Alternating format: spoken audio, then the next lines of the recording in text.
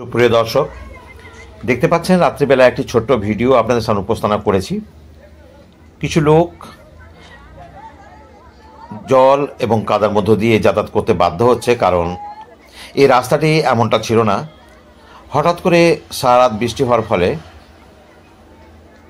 পাগলা নদীর যে জল সেটা ওভার হয়ে গিয়ে রাস্তাটিকে জলের তলায় নিয়ে চলে গেছে এবং বলতে পারেন ব্যবহারের অনুপযুক্ত। আর পাশে যদি দেখতে পাচ্ছেন একটা নতুন ব্রিজ ঢালাই করা হয়েছে। প্রকৃতপক্ষে এখানে একটা ব্রিজ ছিল যেটা ব্যবহারের অনুপযুক্ত ছিল, সেটাকে ভেঙে দিয়ে নতুন করে ব্রিজ করা হয়েছে। গত 6-7 মাস থেকে এটা তৈরি হচ্ছে, তবে এখনও ব্যবহারের উপযোগ্য হয়ে ওঠেনি।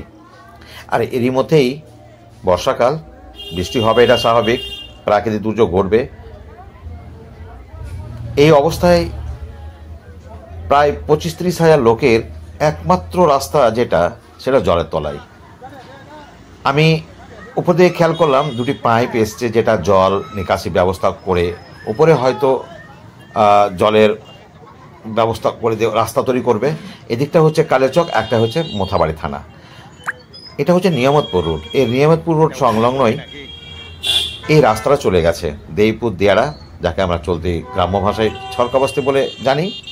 এবং সেই পাড়ার সঙ্গে অনেকগুলো পাড়া যুক্ত আছে, যেখানে প্রচুর লোকের বসবাস।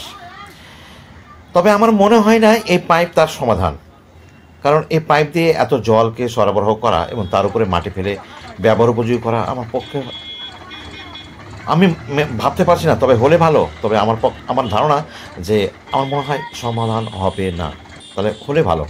যাই হোক, আমি আপনাদের আরও কাছে থেকে দেখাচ্ছি, চলুন। আমি এখন ব্রিজটার উপরে রয়েছি।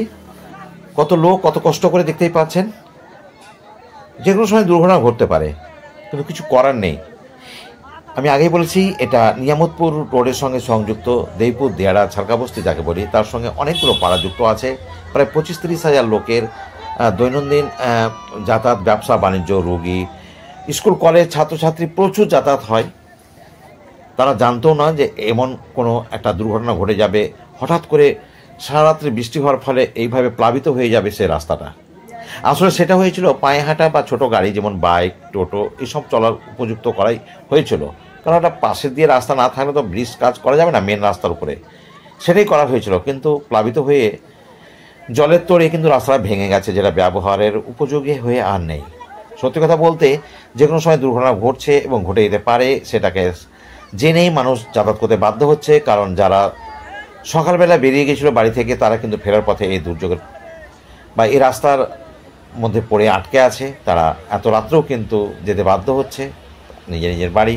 আগামীতে কখন এই রাস্তা সুরাহা হবে, কীভাবে বা তারা তাদের গন্তব্যস্থলে বা ব্যবসা বাণিজ্য, স্কুল কলেজ, রোগী, বিভিন্ন রকম সমস্যার সমাধান হবে। এদিকটা হচ্ছে অন্য সাইড, এটা পাগলা নদীর উপরে ব্রিজটা। অন্ধকার রাত্রেবেলা আমি দেখাতে পারছি না। এটা পাগলা নদীর এক সাইডে ওখানে হ্যালোজেন দিয়ে রাস্তাটাকে আলোকিত করা হয়েছে।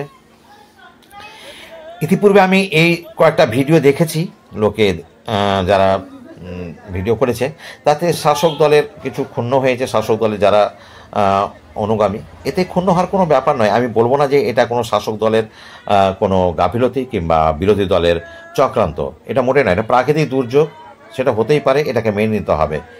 আর যেটা বাস্তব সেটা দেখতে পেলে সেটা মন খারাপ করে কোনো লাভ নেই। এর বরঞ্চ ভাবতে হবে এর থেকে আমরা সমাধান কী করে করতে পারবো। তবে যে সমাধানের ব্যাপারটা আমি দেখলাম একটু আগে, যে পাইপ নিয়ে আসছে, সেটাকে পাইপটা ফেলে দিয়ে হয়তো বস্তাবন্ধ উপরে মাটি দিয়ে থামছে, সেটা হয়তো